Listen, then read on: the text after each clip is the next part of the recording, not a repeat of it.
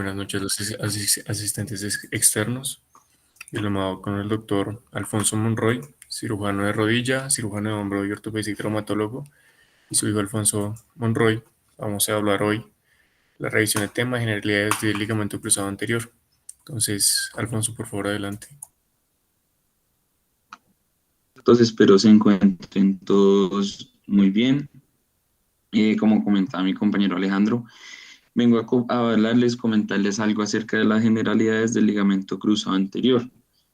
Eh, Mi tutor, pues como lo ha comentado mi papá, ortopedista y traumatólogo de la Universidad del Rosario, subespecialista en hombro y rodilla de la Universidad Javeriana y actualmente él vive y trabaja en Ibagué. Para comenzar, pues los objetivos que vamos a tocar y a revisar en esta charla, pues van a ser identificar los mecanismos de lesión más frecuentes y los factores de riesgo. Además, clasificar los grados y los tipos de lesión del ligamento cruzado anterior, explicar las principales pruebas clínicas, analizar las opciones de tratamiento conservador y quirúrgico, así como pues en su rehabilitación y pues adicionalmente tener una participación activa en el CEF. Entonces, para empezar, pues su definición, entonces el ligamento cruzado anterior es una estructura clave para la estabilidad de la rodilla. Este está formado principalmente por una proteína fibrosa que está constituida en su mayor parte de el colágeno tipo 1. Este colágeno tipo 1 está caracterizado por ser resistente a la tracción, lo cual permite que el ligamento soporte grandes fuerzas y adicionalmente evita que la tibia se desplace hacia anterior con respecto al fémur. Además, pues de controlar su estabilidad rotacional. Esta composición la refiere, pues, digamos que le da lo que es la fuerza, la flexibilidad y durabilidad esenciales para soportar demás cargas mecánicas, actividades como por ejemplo correr, saltar o cambiar de dirección de manera brusca, lo cual veremos más adelante. En su epidemiología tenemos que se estima que a nivel mundial ocurren entre 100.000 y 250.000 lesiones de ligamento cruzado anterior anuales. Solamente en Estados Unidos se reportan al menos de 200.000, los cuales 100.000 requieren cirugía. En países con alta demanda deportiva como Estados Unidos, Australia, países nórdicos y Alemania, la incidencia alcanza hasta 80 por cada 100.000 personas año. En deportistas adolescentes la tasa puede elevarse de 2 a 10 veces más, especialmente en deportes de contacto y cambios rápidos de dirección, que voy a explicar el mecanismo más adelante. Adicionalmente, ocurre con mayor frecuencia en personas de 15 y 30 años, y los deportes con mayor incidencia en este son el fútbol americano, el hockey, la gimnasia, el lacrosse y el baloncesto.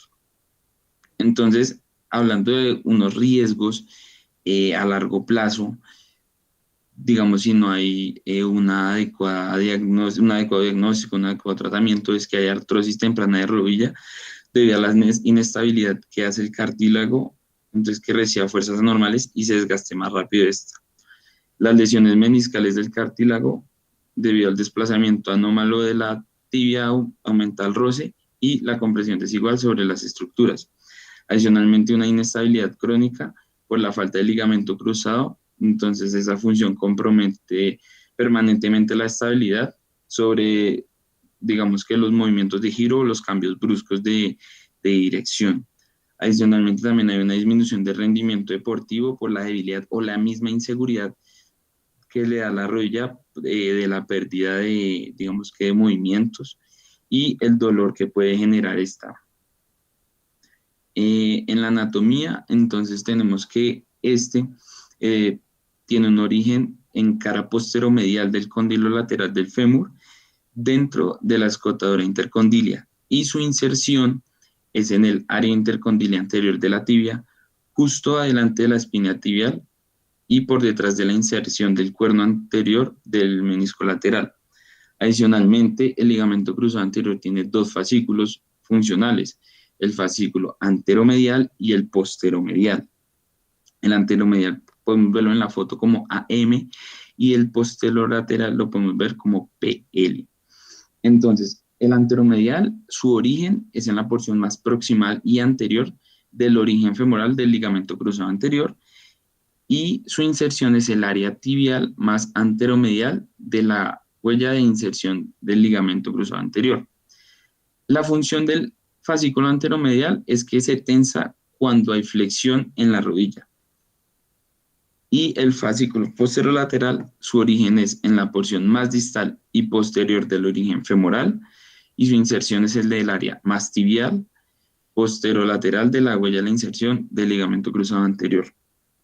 Este se tensa principalmente en extensión y controla la rotación y la estabilidad anteroposterior. Algo importante es que la longitud del ligamento cruzado anterior es de alrededor de más o menos 33 milímetros y su anchura es también alrededor de 11 milímetros. Entonces, tenemos que el ligamento cruzado anterior está vascularizado. La vascularización de este se da por la arteria genicular media. Esta proviene de la arteria poplitea y el aporte sanguíneo en este es bastante pobre, principalmente en la parte distal del ligamento cruzado, y pues esto hace que no tenga una buena capacidad de recuperación. Adicionalmente también tenemos la inervación, en la cual el ligamento cruzado recibe fibras nerviosas del nervio tibial. Estas tienen receptores que son el Ruffini, que hacen sensibles al estiramiento, Vater Pacini, que son sensibles a movimientos rápidos, y hay unos receptores de tensión de Golgi y terminaciones nerviosas libres que se encargan de lo que es el dolor y tener los efectos moduladores de liberar neuropéptidos con función vasoactiva. Tenemos en la anatomía unas variaciones entre hombres y mujeres. ¿Cuáles son esas variaciones? Uno, el ángulo Q.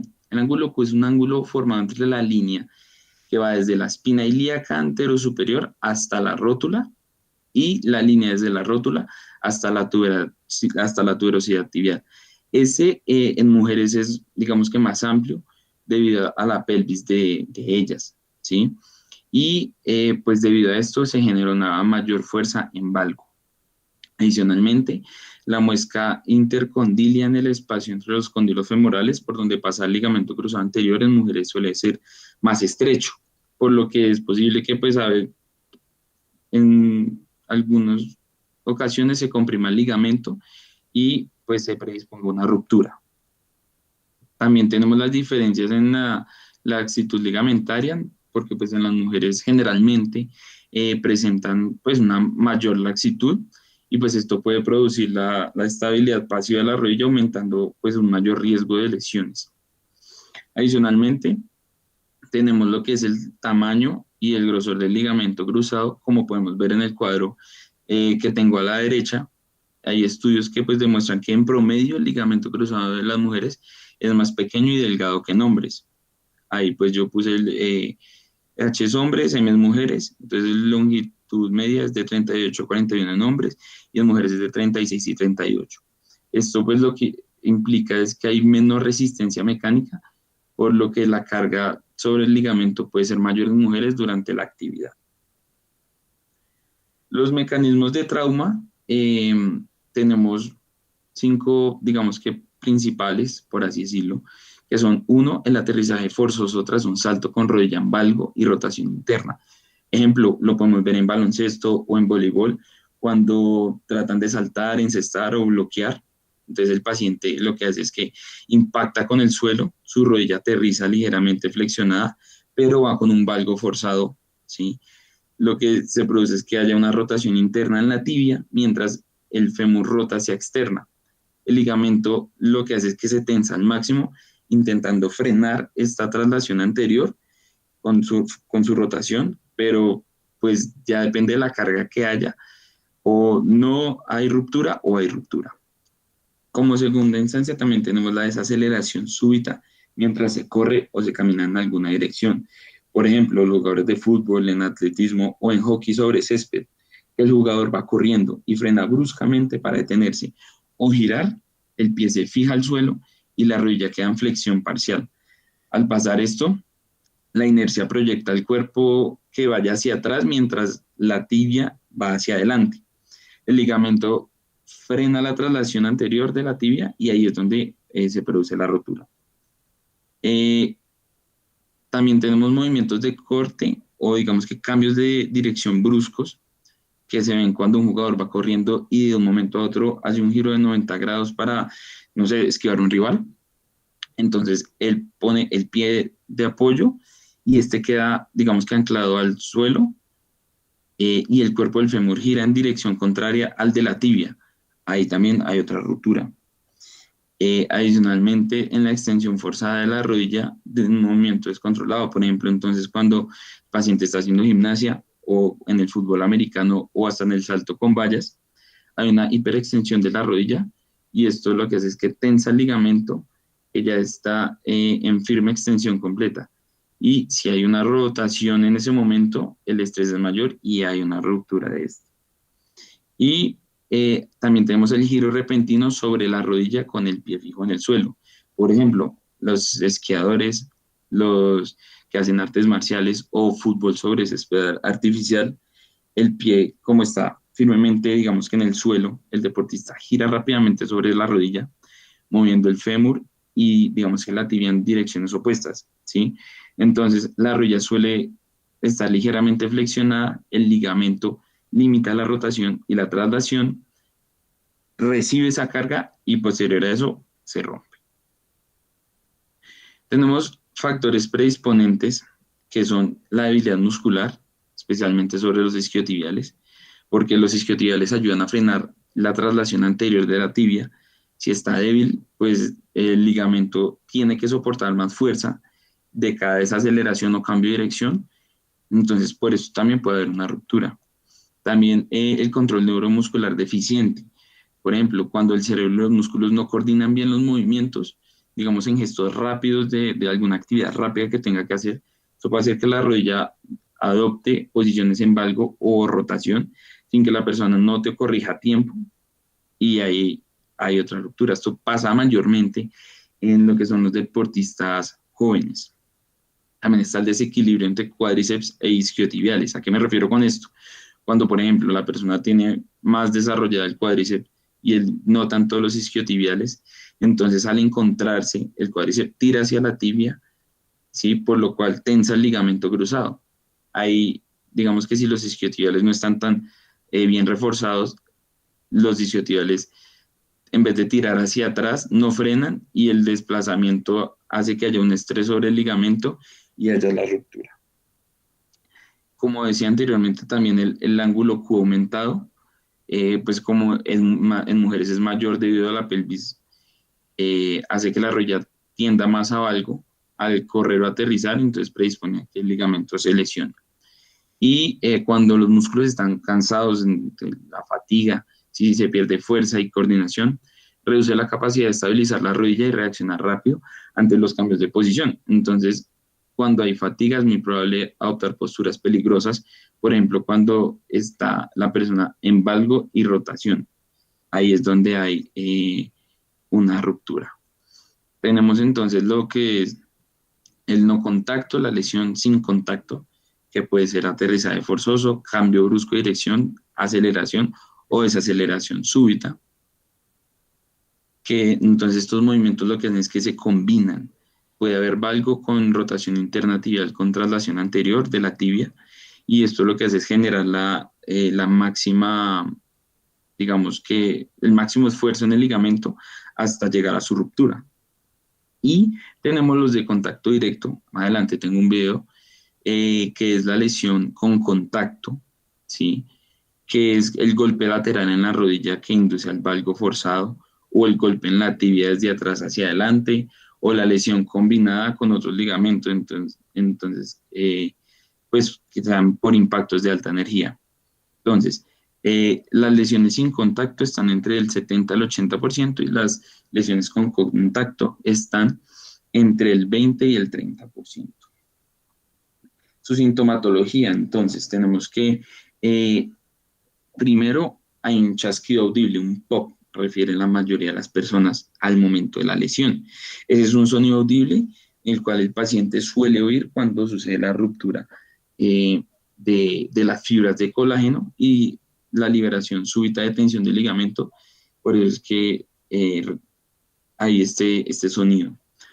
El dolor inmediato es un dolor agudo, muy intenso, después de que desde que se realiza este mecanismo con lesión. Ocurre cuando está reciente la ruptura, suele ser súbito y hace que la persona detenga la actividad que esté haciendo, sea deporte, sea caminar, o sea, en general. Adicionalmente, tenemos una inflamación rápida o una hemartrosis, ¿sí?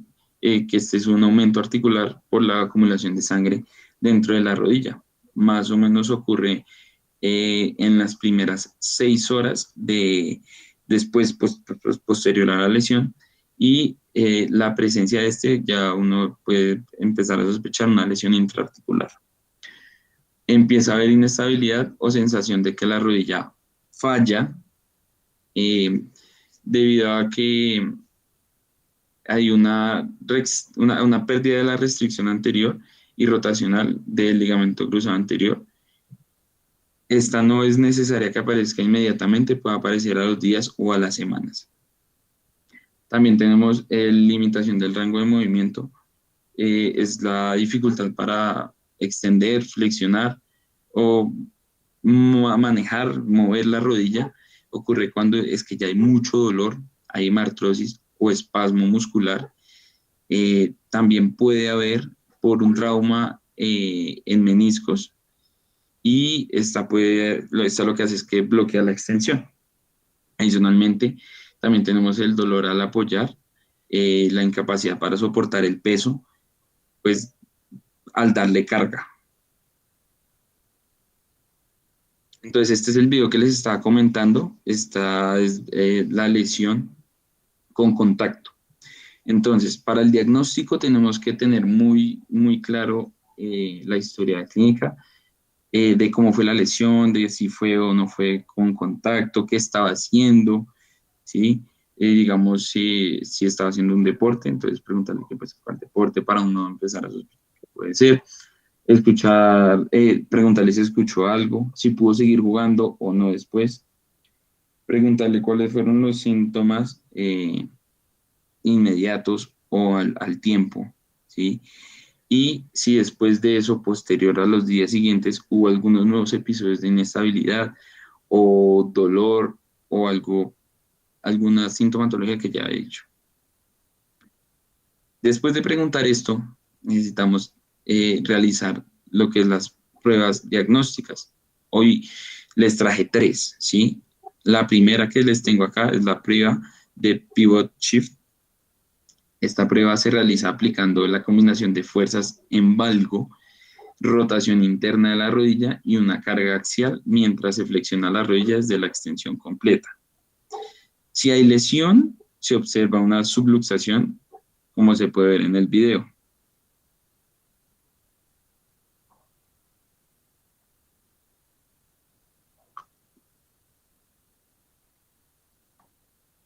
Luego tenemos la prueba de Lachman.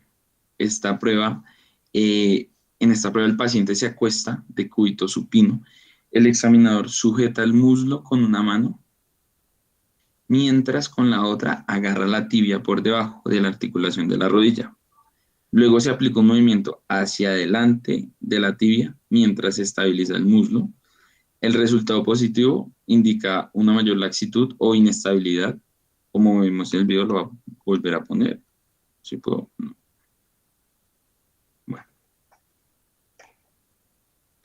Y la prueba de cajón anterior, esta, digamos que es la más indicada. Se realiza doblando la rodilla a 90 grados y aplicando una fuerza hacia adelante de la tibia mientras se estabiliza el muslo del paciente. Si la tibia se desplaza hacia adelante, como estamos viendo en el video, más de lo normal, indica que ya de por sí hay una lesión. Entonces, para el diagnóstico, la resonancia magnética es el gold estándar para indicar la ruptura del ligamento cruzado por su capacidad para mostrar lesiones ligamentarias y asociadas pues bien específicamente. La radiografía más bien es útil para descartar fracturas, ¿sí? Entonces, en las imágenes que tenemos en T2, el ligamento cruzado anterior, la primera imagen, está normal, se puede evidenciar, ¿sí? Aparece como una banda recta paralela al techo intercondilio y está pues abriendo como en abanico. En la segunda imagen no se evidencia, ahí vemos que está trazada con la línea roja, pero que no hay ligamento, ¿sí? Entonces, esta es la imagen más, digamos que más nos ayuda a diagnosticar. Tenemos unas escalas, la escala que tengo acá, la de Lishon. Esta se utiliza durante la evaluación clínica y el seguimiento funcional de pacientes de lesiones o de ya posoperatorios. Mide síntomas, funcionalidad de la rodilla. Esta es útil para valorar la evolución y la efectividad del tratamiento. Tiene un máximo de 100 puntos. Entonces, entre 95 y 100 es que ya pues está bien. Entre 84 y 94 es que está bueno. Entre 65 y 83 es regular. Y ya menor a 65 es malo. También tengo la escala de Tegner. Esta se usa para evaluar el nivel de actividad física y deportiva del paciente, tanto antes, pues antes de la lesión como después del tratamiento, ¿sí? Se usa para conocer si el paciente ya ha vuelto o está, digamos que limitado en su participación deportiva. Esta se mide de 0 a 10, donde 0 es que hay limitación y 10 es que no hay limitación deportiva. Y tengo la escala también de ACL-RSI. Esta se aplica para, pues, durante la rehabilitación y antes de volver al deporte, ¿sí? Se evalúa el aspecto psicológico del paciente, cómo se siente con su rodilla, pues el miedo que tiene frente a volver a, digamos que a presentar una lesión igual, las emociones que tiene con volver a la práctica deportiva. Esta tiene también una escala de 0 a 100, donde 100% significa que está completamente confiado de volver a su deporte. Entonces, tenemos unos grados de lesión. Entonces, tenemos grado 1, que es esguince leve. El ligamento se estira, pero no se desgarra. Y la rodilla puede estar hinchada y dolorida, pero normalmente mantienen su estabilidad. En el grado 2 hay ya un desgarro parcial. El ligamento se estira y se desgarra parcialmente, como digo, y esto causa más dolor e inestabilidad en la rodilla que un esguince grado 1. Y es un poquito más difícil caminar, pero puede hacerlo. Y el grado 3 ya hay un desgarro completo. El ligamento se rompe o se separa el hueso, dejando la rodilla completamente inestable. Tenemos también los tipos de lesión, ¿sí? Que son 5. Entonces el tipo 1 es el desgarro por abulsión proximal con más del 90% del ligamento distal intacto, que es en la imagen que vemos a la derecha el primero. Tipo 2, desgarro proximal con 75 a 90% del ligamento distal intacto, que ya es el segundo. El tipo 3 es el desgarro de sustancia media con 25 a 75% del ligamento distal intacto, que es el tercero en la imagen. Tipo 4, que es el desgarro distal con 10 a 25% del ligamento distal intacto. Y tipo 5, que es el desgarro por abulsión distal con menos del 10% de ligamento distal intacto. Esta clasificación es importante porque las lesiones proximales, digamos que especialmente las tipo 1, son las más indicadas para unas reparaciones quirúrgicas que pues hablaré más adelante. Adicionalmente tenemos lo que son las lesiones proximales del ligamento cruzado anterior. Entonces su ubicación es próxima a la inserción femoral en el extremo superior del ligamento. Suelen tener un mejor potencial de cicatrización debido a la buena vascularización que recibe esta zona. como lo dije anteriormente. Son más susceptibles a ser reparadas directamente, que es lo que voy a explicar ahorita, y más o menos entre el 20 al 30% de estas rupturas son acá. Posteriormente tenemos las de sustancia media o porción medial, que su ubicación es en la zona intermedia del ligamento entre la inserción femoral y tibial. La mayoría de las rupturas que pues son cerca del 60 al 70%, son en este sector. En esta zona hay menor vascularización y el tejido suele estar, digamos que más degenerado o dañado, ¿sí?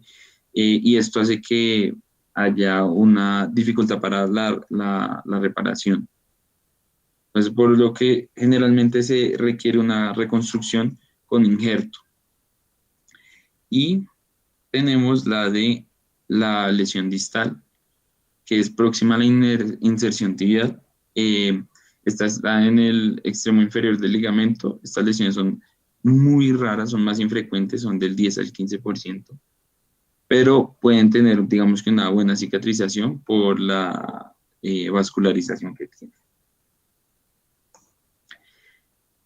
Para el tratamiento conservador, digamos que las indicaciones que tenemos son lesiones para las lesiones parciales del ligamento cruzado, para pacientes con baja demanda deportiva o digamos que sedentarios, pacientes mayores o con contraindicaciones para cirugía o pacientes con estabilidad funcional aceptable que no tengan síntomas activos. Digamos que lo que se busca con este tratamiento conservador es mejorar la fuerza muscular, especialmente lo que es cuádriceps e isquiotibiales, recuperar el rango completo de la movilidad de la rodilla, mejorar la propiocepción del paciente, ¿sí? Mantener la estabilidad funcional para las actividades cotidianas del paciente y evitar lo que son episodios de inestabilidad o fallas de la rodilla. ¿Qué se debe hacer? Pues reposo, ¿sí? Hielo, analgesia y antiinflamatorios, pues para ayudar. Para el día del tratamiento quirúrgico, entonces tenemos dos tipos de tratamiento quirúrgico.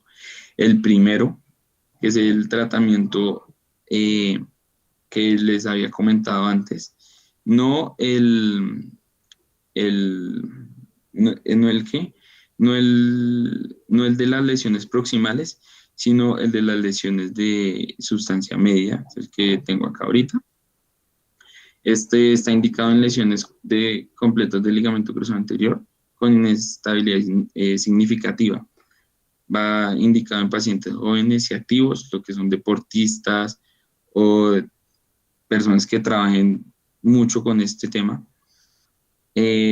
Cuando hay, digamos que un fracaso de tratamiento conservador, en lesiones asociadas, por ejemplo, que hayan lesiones meniscales o de cartílagos, y digamos que si el paciente tiene deseo de volver a tener actividades deportivas que requieran esta estabilidad. ¿Cuál es el objetivo de esto? Restaurar todo lo que es la estabilidad anteroposterior y rotacional de la rodilla, permitir un retorno funcional y deportivo seguro y prevenir daños secundarios en menisco y cartílagos, que era lo que hablábamos anteriormente. Entonces, les voy a comentar cómo es el procedimiento quirúrgico y les voy a poner un video alusivo para que lo vean, un video corto de 1 minuto. Inicialmente, pues lo que se arranca haciendo es que se realiza una inspección con artroscopia en la rodilla, donde está el ligamento roto. Se mira, se retira los restos del ligamento lesionado y posterior a esto se realiza la selección del autoinjerto. De ese voy a hablarles más adelante. Y también, entonces hay dos opciones, escoger autoinjerto o aloinjerto. El aloinjerto son normalmente donantes cadavéricos, pero cada vez son menos comunes por los riesgos que contraen estos. Una persona, bueno, al sacar el autoinjerto, una persona encargada lo prepara mientras el ortopedista está realizando unos túneles. Luego de estar preparado el autoinjerto, es pasado por los túneles óseos entre la tibia y el fémur, que pues anteriormente realizó el ortopedista. Se pasa el injerto a través de estos túneles para recrear la anatomía del ligamento cruzado anterior. Se fija con unos tornillos interferenciales y un anclaje, y posterior a eso se verifica tensión, movilidad y se realizan las pruebas que anteriormente dije para ver cómo está la estabilidad de la rodilla. Entonces les voy a poner la...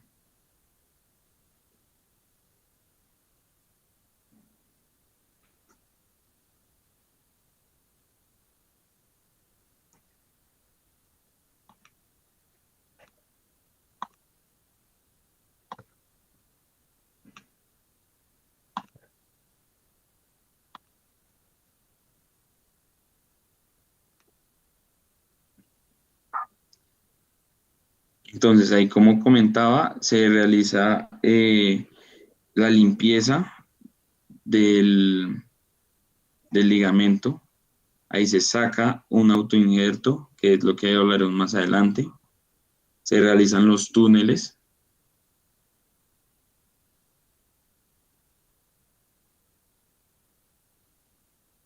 Luego el autoinjerto ya alistado, preparado, se pasa por los túneles realizados anteriormente. Y ahí están los tornillos, digamos que de anclaje.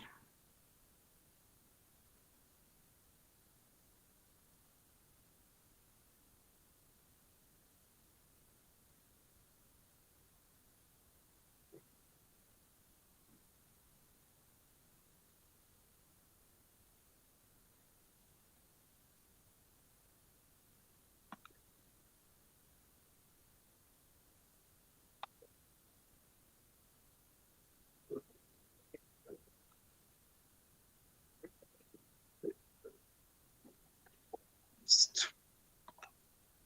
Entonces, como les venía comentando, los injertos o autoinjertos, tenemos tres, ¿sí? El primero es el tendón rotuliano, le dicen en inglés BTB, bone, tendon, bone, o en español HTH, hueso, tendón, hueso.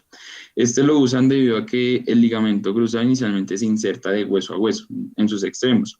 Entonces, este injerto produce, digamos que lo mismo, al ser hueso, tendón, hueso. La integración es más rápida y sólida. Dura más o menos alrededor de 4 a 6 semanas. Resiste muy bien la tensión inicial y tiene una baja tasa de elongación, por lo que pues digamos que da más estabilidad. Más sin embargo, bueno, y digamos que se extrae un pedazo de hueso de la rótula y otro pedazo de hueso de la tibia. Pero hay un riesgo y es el dolor anterior y un riesgo también de fractura de rótula. El, la longitud de este es de 9 centímetros y su ancho más o menos es de 10 milímetros, puede variar. Es el primero que tenemos en la imagen. Posteriormente a eso, tenemos el cuádriceps, que se usa debido a que es más grueso y ancho, lo que da mayor estabilidad y resistencia. Este produce menos dolor que el HTH y mayor estabilidad que el siguiente que voy a comentar, que es el de los isquiotibiales. Permite incluir el bloque óseo, que en esta imagen lo tenemos, o también lo pueden hacer sin bloque óseo. Está recomendado en cirugías de revisión. Se puede, digamos que, producir cierta debilidad temporal en la extensión de la rodilla. Y si se toma con el bloque óseo, pues va a haber dolor superior de la rótula. Este es un poco más corto, este es más o menos de 7 a 8 centímetros, con un ancho también de 10 milímetros. Y por último tenemos los isquiotibiales, que puede ser semitendinoso o el gracilis. Este se usa pues debido a que son tendones más largos y resistentes que al doblarse pueden alcanzar hasta 4 hebras. Resisten, digamos que más de lo que podría resistir o lo que resiste el ligamento cruzado anterior inicialmente. Este sitio de extracción puede ser menos doloroso y va a presentar menos molestias que lo que es el HTH, el hueso tendón hueso, y es de recuperación un poquito más demorada, tarda casi el doble, de 8 a 12 semanas. Puede, digamos que, disminuir la fuerza en la flexión y el control rotacional. Digamos que en resumen de esto, entonces el hueso tendón hueso mejora la fijación inicial, está recomendado para atletas jóvenes de alto impacto, pero está el riesgo del dolor anterior. El de los isquiotibiales, hay menos dolor, ¿sí? Es recomendado si el paciente quiere preservar su rodilla, pero pues digamos que hay una integración más demorada, más lenta en su posoperatorio. Y el cuadricipital, que es un injerto más versátil, más fuerte, es ideal en revisiones como dije anteriormente, o si tiene alguna contraindicación para los otros. Ahora tenemos el tratamiento de sutura de ligamento. Esta está indicada en lesiones agudas, ¿sí? Generalmente menos de 3 semanas de trauma, como en lo que dije anteriormente, las rupturas proximales, donde el tejido se mantiene más viable y puede sanar si se reinserta correctamente las fibras. También puede ser para pacientes jóvenes con potencial bueno de cicatrización y sin ningún daño crónico asociado. La técnica se basa en que primero inicialmente se realiza una artroscopia para evaluar la viabilidad del ligamento. Si es viable, se sutura el ligamento desgarrando lo que son las suturas de alta resistencia. A veces se usan anclajes óseos o dispositivos para fijar el ligamento al fémur. Las ventajas de este es que se conserva la anatomía del ligamento, las propiedades neuromusculares del ligamento también pues, mejoran y hay menor daño quirúrgico, pero sus desventajas es que tiene una muy alta tasa de ruptura, bueno, de re-ruptura en comparación con la reconstrucción normal. Las complicaciones de pues es que hay, bueno, en general de las cirugías es que hay infección, puede haber rigidez articular, puede haber un fallo o una reruptura del injerto, puede haber dolor anterior en la rodilla, pues por los autoinjertos, puede haber inestabilidad, pueden haber lesiones neurovasculares, también trombosis venosa, artrofibrosis y, pues como decía, el dolor del autoinjerto hueso, tendón, hueso. Para la rehabilitación tenemos 3 fases, de 0 a 21 días, en donde pues tras la operación se recomienda muletas, reposo por los primeros días para evitar sangrado. Es importante tener extensión en la rodilla. Hay que empezar con movilidad al segundo o tercer día. También es importante la activación muscular del cuádriceps y de los abductores glúteos para mantener el tono muscular. A los 3 o 4 días se retira el vendaje de inmovilización para ver cómo está la herida. Luego está la fase 2. Es una fase larga pero necesaria. Esta dura de la tercera semana hasta el tercer mes. En esta fase lo que se busca es conseguir movilidad completa de la rodilla, trabajar todo el tema muscular, ¿sí? De trabajo de propiocepción y autoequilibrio, porque pues los pacientes llegan con la sensación de que sienten miedo de que les vuelva a pasar. También existen ejercicios para conseguir estos objetivos, como pues vimos en el video. Recomiendan hacer bicicleta estática ya después del mes por 15 minutos suave para acondicionar el cuerpo. Y ya para la tercera fase, que es del mes 3 hasta el sexto mes, hay que tratar de indicar el retorno deportivo. En esta fase ya tiene que haber una movilidad completa de la rodilla, una buena recuperación de la musculatura. Digamos que si la fase 2 no está completa, indican que no es bueno pasar a la fase 3. En la fase 3 terminando se añade lo que son intentar ya correr, saltar, cambios de dirección, pero no se puede, digamos, que dejar a un lado el tema de la recuperación muscular. Entonces, los esperados resultados son una recuperación funcional. La mayoría de los pacientes recuperan la estabilidad articular y lo que les permite pues, hacer su actividad diaria, su vida diaria completamente. Ya si son deportistas, pues su deporte sin problema. Mejorar el rango de movimiento, porque se espera que se restaure la extensión, ¿sí? Y la flexión de este, tratando de evitar la rigidez. La fuerza muscular, pues con la rehabilitación adecuada, se recupera toda la fuerza muscular del cuádriceps y de los isquiotibiales del lado, pues parecidos al lado sano, ¿sí? Un retorno al deporte, entre el 80 y el 90% de los pacientes puede volver sin ningún problema. Esto puede tardar un poco más, ¿sí? Porque normalmente son deportes de alto impacto, puede tardar de 9 a 12 meses. La reducción del riesgo de lesiones secundarias con la reconstrucción ayuda pues a proteger lo que son meniscos y cartílagos y pues reduciendo la progresión de la artrosis. Y pues mejora la vida del paciente o satisfacer al paciente con la mejora de la calidad de vida funcional. Sin embargo, algunos van a tener molestias residuales, pero pues ya serán mínimas. Y para terminar como conclusiones, entonces, pues tenemos que la reparación primaria del ligamento cruzado anterior está ganando interés para lesiones primarias frescas con tejido viable, ofreciendo potencial de menor morbilidad y recuperación más rápida. Sin embargo, pues presentan mayor riesgo de falla comparada con la reconstrucción clásica, que sigue siendo la técnica estándar para la mayoría de los casos. Dos, no existe la elección definitiva o la decisión debe individualizarse según la característica del paciente, actividad física y preferencia. La decisión de procedimiento del ligamento anterolateral puede reducir el pivot shift y la tasa de fallo en pacientes seleccionados. Y el uso de los factores biológicos, ya sea plasma rico en plaquetas o células madre, tiene evidencia heterogénea y no se recomienda rutinariamente fuera de los ensayos clínicos. Y como último, el ligamento cruzado anterior desempeña un papel fundamental en la estabilidad de la rodilla, especialmente en actividades deportivas que implican giros, cambios de dirección y saltos.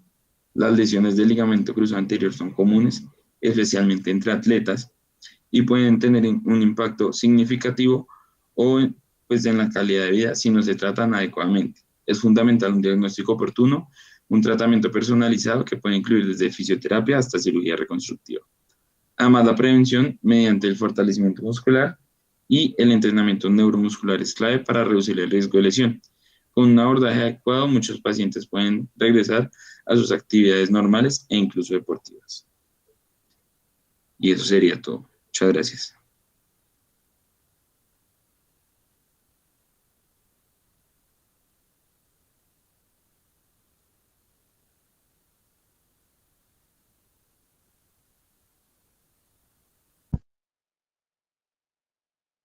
Bueno, eso estuvo muy bien, Alfonso. Eso estuvo muy bien. Yo creo que es muy completa la revisión y sobre todo desde todos los aspectos, ¿cierto? Eh, no hay muchas cosas que eh, comentar, pero sí nombraste es más frecuente en mujeres deportistas. Quiero decir, en las mujeres que hacen deportes de contacto es más frecuente que en los hombres que hacen deportes de contacto. Las mujeres, por eso que nos dijo Alfonso, se lesionan más, pero también son mucho más dadas a volverse a operar y a volverse a rehabilitar y a volverse a hacer el deporte que hacía que muchos de los hombres. Otra cosa, Alfonso, que me gustaría, no sé si tú lo tienes, sería comentar por qué hay que esperar esos meses antes de hacer el deporte, ¿cierto? Que 6 meses, yo creo que todos hemos oído el drama de Falcao, de todos otros, que 6 meses, que es un cirujano muy bueno de Portugal, que los pone a jugar a los 5, eh, entonces yo creo que hoy por hoy la tendencia es más como los 8 o 9 meses antes de volver a el deporte competitivo de contacto, ¿cierto? Y no sé si nos puedas a comentar un poco al respecto. ¿Qué pasa con esos injertos que nosotros les ponemos a los pacientes cuando le hacemos la reconstrucción del ligamento cruzado? él, sí, tú puedes comentar Sí, al respecto. sí, Doc. Pues yo lo que había comentado es porque pues en ese tiempo digamos que está indicada la integración completa o la maduración del injerto. Sí, el injerto no es que el ligamento rotuliano o los isquiotibiales o el ligamento o el cuádriceps, él siga funcionando de buenas a primeras ahí como recién puesto, pues. No, él es reabsorbido y reemplazado por células del paciente. Estos injertos nos sirven como de infraestructura para que alrededor de ellos crezca el nuevo, digamos, sea reemplazado esto por las células del paciente. Y eso hace que tenga un tiempo importante en el cual esté muy débil. Y por eso se puede volver a romper muy fácilmente y tener, pues, una falla del injerto. Es por eso. Entonces, en vez de cada vez menos, es cada vez más que hay que esperar. Incluso hay algunos que recomiendan un año. Lo otro que pues no conocía como tendencia actual es la reparación, ¿cierto? Yo había oído y leído toda mi vida sobre lo poco útil que es la reparación, o sea, coger y suturar así sea del fragmento proximal. No sé si tú nos puedas decir que dónde has leído esto y dónde podemos buscar. Sí, Doc, yo ahí tengo una revista, ahorita la tengo, ahorita si quieres te la mando. Lo que dice, sí, lo que tú dices, o sea, realmente no está completamente indicado, ¿sí?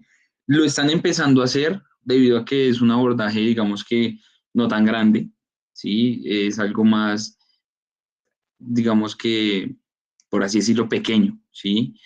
Sin embargo, no está completamente indicado, por eso son ciertos pacientes con ciertos eh, tipos de cosas, algo reciente que están, digamos que volviendo a hacer, pues por así decirlo. Yo creo que Alfonso nos puede decir, el otro Alfonso. Buenas noches, profe Rueda. Un gusto poder estar en este espacio académico con usted y compartir en la casa.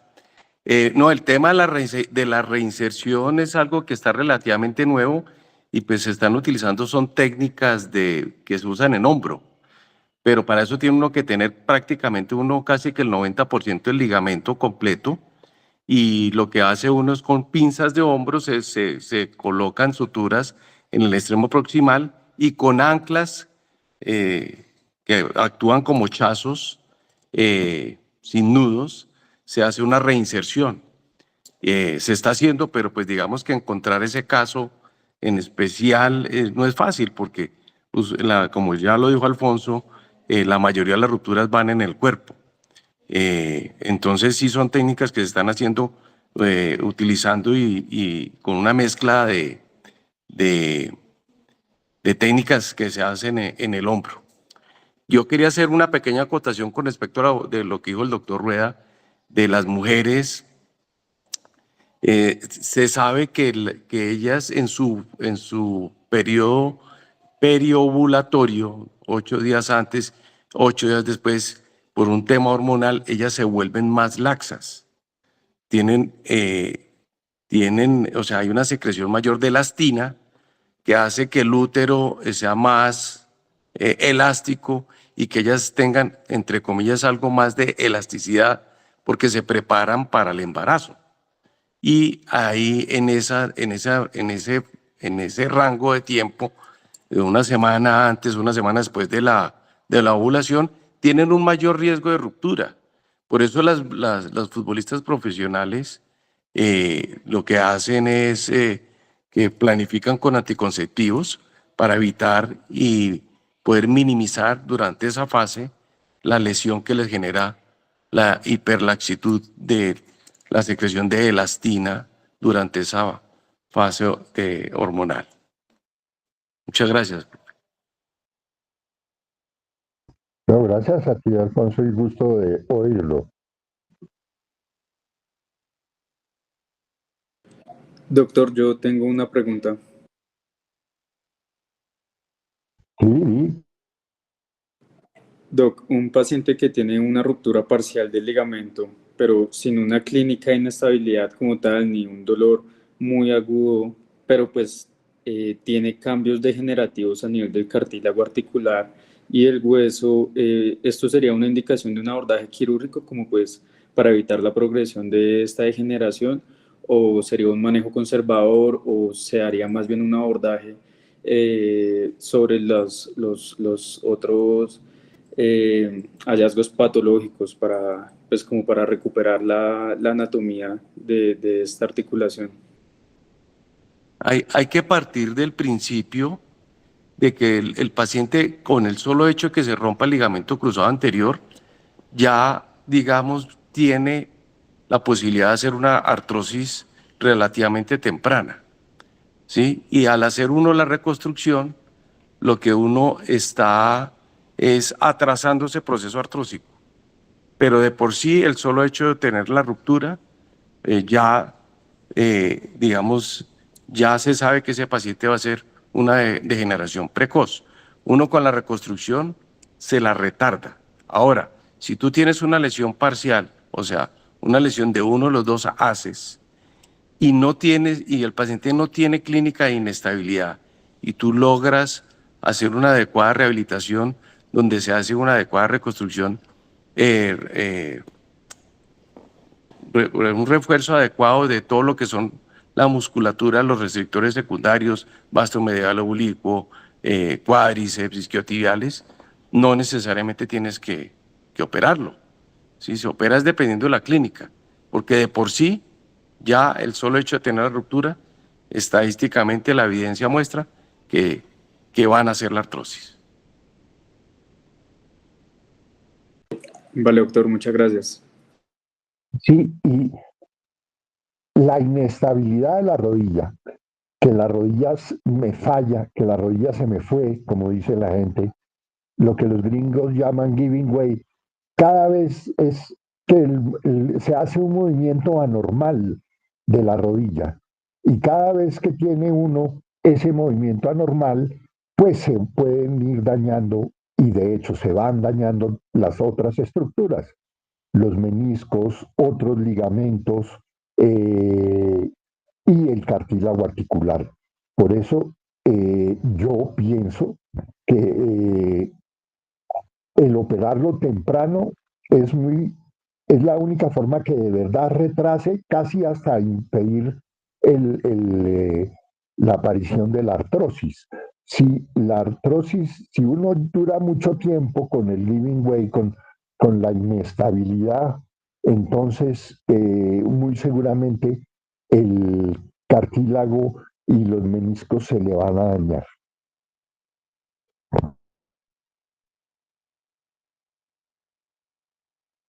Y va a ir a una artrosis temprana.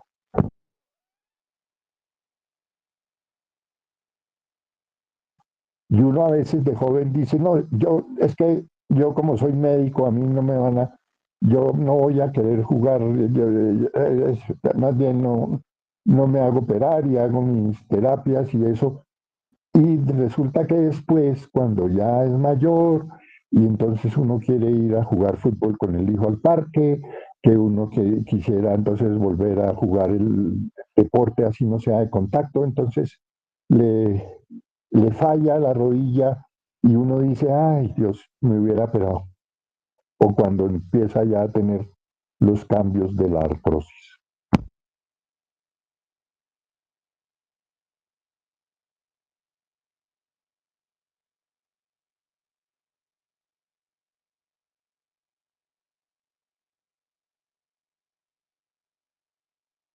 Bueno, no sé, ¿quién más tiene opiniones o anotaciones o preguntas?